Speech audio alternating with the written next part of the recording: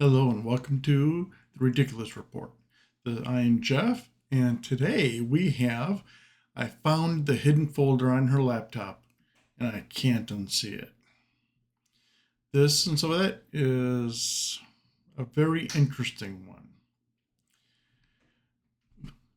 This person so that posted under a throwaway account because I can't believe this is my life. We've been together for 7 years, married for 4. I always thought we were the real couples. You know, the kind that just works. We laugh at the same stupid memes. She knows how I take my coffee. I know the way her voice changes right before she cries. At least I thought I knew. It started with a gut feeling. You ever get that? That tight feeling in your chest like your subconscious saw something before your eyes did? She's been acting different. Not bad different, just slightly off. Her phone was always face down. She started wearing perfume to run errands. Little things, but our brains are pattern recognition machines, right? And mine was screaming, "This isn't normal." One night while she was in the shower, her laptop dinged with a notification. Nothing crazy, just a calendar reminder. But something made me open it. I wasn't trying to snoop, I swear I wasn't. But then I saw a folder. A folder buried inside another folder inside another. Client files, archive, personal, password backup. Who names a folder like that? The password was her dog's name, all lowercase. I opened it. There were screenshots, text, photos. At first, I thought maybe it was some kind of old work archive, but then I saw pictures of her, dressed in ways she never dressed for me, laughing in selfies with a man I didn't recognize. Then I saw a screenshot from last week, the night she told me she was at her sister's helping with a baby shower. She wasn't. She was in a hotel room with him. There were dozens of messages, all giddy and reckless, like teenagers sneaking out. And in one of them, she wrote, "I feel more alive with you than I ever have in my entire marriage." That line broke something in me. It wasn't just betrayal, it was erasure. I didn't say anything for 3 days. I just watched her. Watched her brush her teeth, kiss me goodbye, asked me if I wanted anything from the store. I started to question if any of our life was ever even real. But here's where things get even more twisted. I confronted her and she didn't deny it.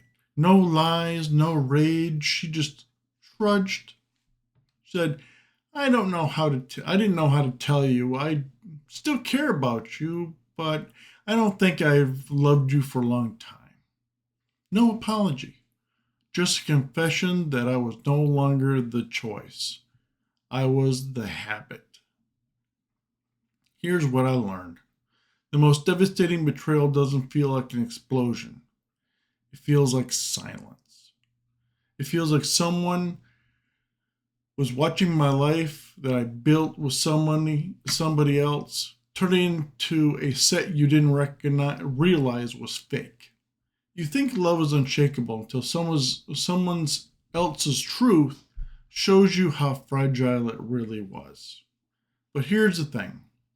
I'm not writing this for pity. I'm writing this because some of you reading this are ignoring the same red flags I was. Some of you know something's off, and you're hoping you're just being paranoid. But your instincts aren't noise, they're data. Your gut feeling, that's a gift. So what did I do?